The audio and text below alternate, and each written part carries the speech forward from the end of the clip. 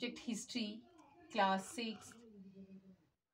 As students, आपको पता है जो हमारा टॉपिक है ये है अर्लीस्ट सिटीज़। तो हम हड़प्पन सिटीज़ के बारे में पढ़ रहे हैं। तो आज हमारा जो सब टॉपिक है that's the food for the people in the cities. Cities में लोग अपनी लिविंग कैसे करते थे, कैसे वो रोज़मर्रा की ज़िंदगी गुजारते थे। तो आज हम food for the people in the cities पढ़ेंगे। While many peoples live in the cities and others live in the countrysides, grew the crops and reared the animals. बहुत सारे लोग जो सिटीज़ में रहते थे और अलग जगहों पे रहते थे, वो क्या करते थे, वो क्रॉप्स ग्रू करते थे, यानी कि फसलें उगाते थे और जानवरों को पालते थे। These farmers and herders supplied food to the crafts person, scribes, rulers in the cities.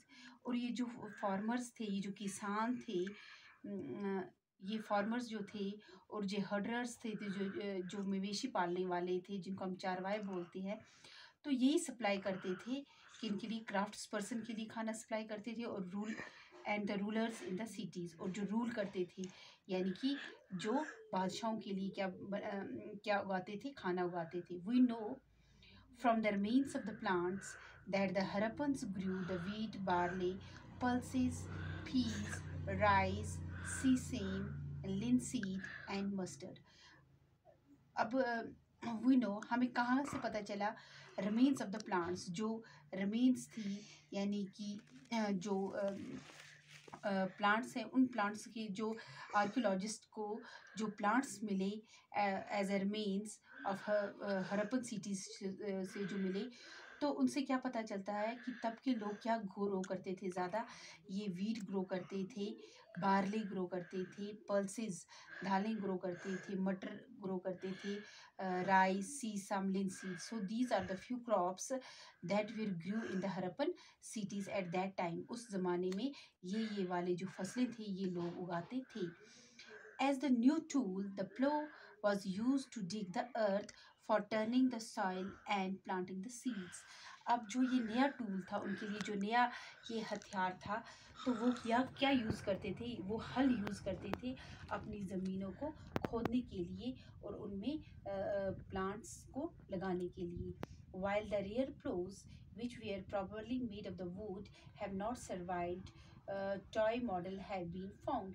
अब जो रियल वुड की जो प्लो थी अभी तक हमें वैसा नहीं मिली, लेकिन उसका जो टॉय मॉडल था, छोटा सा जो मॉडल था, वो मिला है। As this region does not receive any rainfall, some form of irrigation may have used. This means that the water was stored and supplied to the fields when the plants were growing.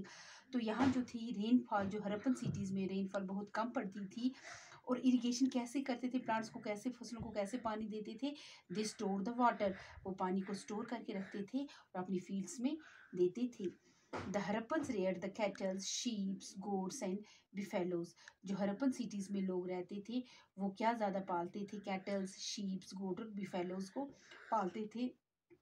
Water and pastures were available around the settlements. यहाँ पानी और जो घास चराई थी यहाँ की Harappan cities के इर्द गिर्द पाई जाती हैं। However in a dry summer months the large herds of animals were probably taken to the greater distance in search of grass and the water. However, लेकिन जब ड्राई समर्स के मंथ होते थे, यानी कि जब गर्मियों के महीने होते थे, तो ये जो हर्डर्स हैं, जो अपने मवेशी पालते हैं, ये अपने जो एनिमल्स हैं ये कहाँ पे ले जाते थे, इनको लार्ज ग्रेटर डिस्टेंस पे ले जाते थे ताकि उनको क्या मिले, उनको घास और पानी मिले। They also collects fruits like बेर, caught the fish, hunted the wild animals like the antelopes। और ये क्या कलेक्ट करके रखते थे, फ्रूट्स कलेक्ट करते थे, जैसे जिसको हम बेर बोलते हैं, और मछली पालन करते थे, वाइल्ड एनिमल्स का शिकार करते थे, और एंटीलोप्स का शिकार करते, जो एक किस्म का हिरन होता है उसका शिकार करते थे। तो इसी तरह से जो लोग थे सिटीज़ में अपनी ज़िंदगी गुजारते थे। तो this was all about the earliest cities and how the food for the people was the earlier cities arranged। हो बच्चों, आपको समझ आया होगा। Thank you.